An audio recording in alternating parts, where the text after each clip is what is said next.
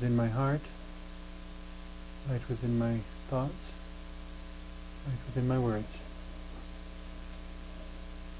May one and all and everything, blessed and loved ever be.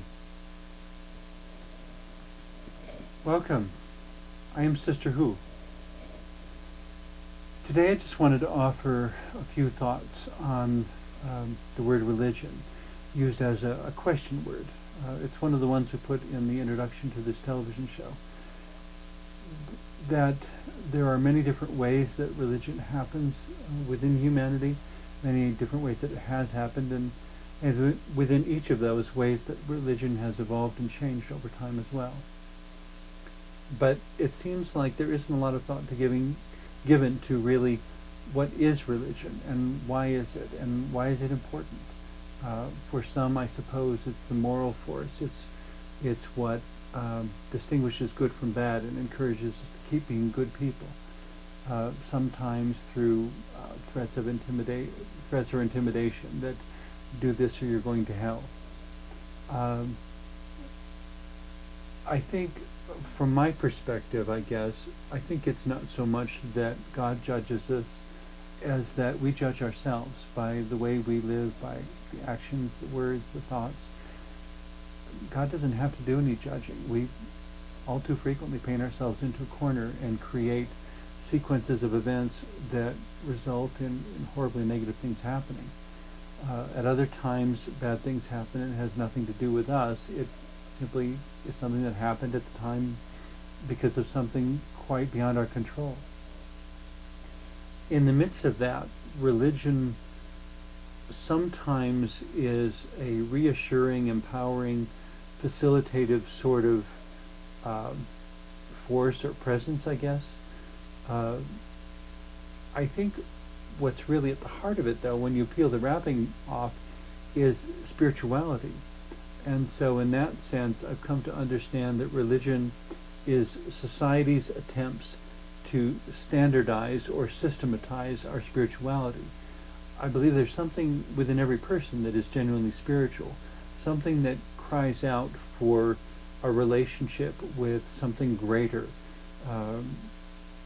something that invites an experience of awe, that for a scientist looking at the universe and saying, I never knew it was so beautiful, I have no words to describe what I'm seeing, or for the shaman or the mystic to participate in some sort of spiritual communication or experience that stretches the understanding beyond anything it has previously been.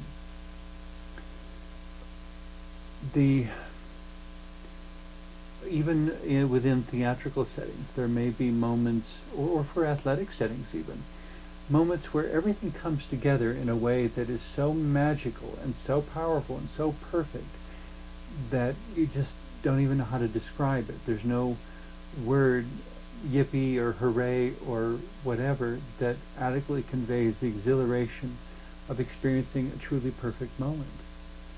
And yet, even in that moment, somehow knowing that the moment is something much greater than oneself, but something that within that moment, for perhaps only a brief moment, or at least a brief moment, one is able to touch and feel and know to be absolutely real, even if one can't explain it.